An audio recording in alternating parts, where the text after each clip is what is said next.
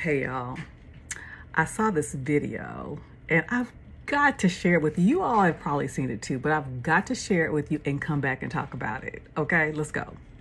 Doing like she crazy, cursing at her, telling her what you won't do. You won't clean your room. You won't do what you want to do. And you talk to your mother like that? Like you tough? Do you think you tough, little man? Talk to me like you talk to your mother. Talk to me. You think you're tough, don't you? Boss up on me. Cuss me out. Tell me you ain't gonna do what I say do. I dare you. I dare you. You ain't gonna do it to me? Why you do it to her? Why you talk to her disrespectfully? Why? Little boy, answer me. Why do you talk to your mother disrespectfully? You don't know why you do it. Today I'm going to help you find out why. And today it ends. Today it ends. Do you understand? Yes, sir. You will not call your mother out of her name. Ever again. Doing like I don't know about y'all, but it took me back to my childhood. Okay? It took me back to my childhood. And this is why fathers are so crucial, so needed.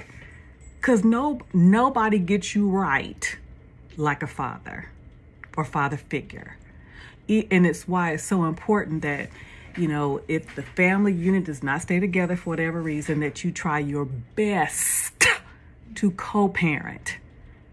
Because when it comes to that child, those children, you've got to present a united front, because if not, they will divide and conquer. Me and my ex-husband, we had our differences for sure. But particularly when my daughter started to think, you know, as we used to say, smelling herself. Oh, yeah, we had a united front. And it's interesting because even with the girl, you know, her father never had to spank her, never had to whoop her. His voice was enough. Me? Oh, yeah, she pushed me. She pushed me. So for those ladies out there who think that, you know, that you can do it by yourself and you can do this, especially with the boy, I'm sorry, you can't. And like I said, even with the girl, it was challenging. Because again, we get to smelling ourselves. Again, I told y'all when I got in trouble when I was 18 and I ended up having to spend the weekend in jail, you know, when I was released, if you will, for the weekend, who I was afraid to and more ashamed to face more than my mom, more than my aunt, even more than my dad, was my grandfather. The disappointment in his face. That's why it's so important. You know, my husband talks about, because, you know, he was raised in a two-parent household. He said the worst thing his mother could tell him and his brother was wait till your father gets home. One of the scariest things I would tell my daughter, so you know what? I'm going to call and talk to your daddy. And even with me, you know, my parents, you know, had their issues, but, you know, particularly when I was a teenager and my mom, you know, she tried her best, but, you know, I was smelling myself and I, you know, would call her out of her name and take off running because I knew what time it was.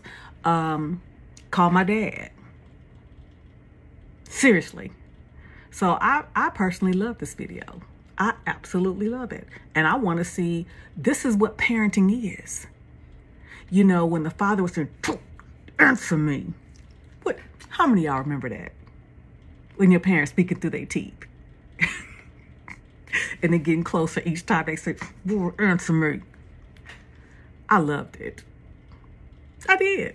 Because little boy, you know, he got growed. And dad, whoever you are, and dad's like you, keep it going, keep it coming. Because that's what we need. Because if we had more fathers like that, we wouldn't have the foolishness that we saw. I think it was in New York when the influencer was giving away something. And these kids went ridiculous. Because again, fathers, you're not going to embarrass your family like that. And you know, if you knew you had consequences and repercussions waiting for you, like this young man did, oh yeah, you get your mind right. Let me know your thoughts.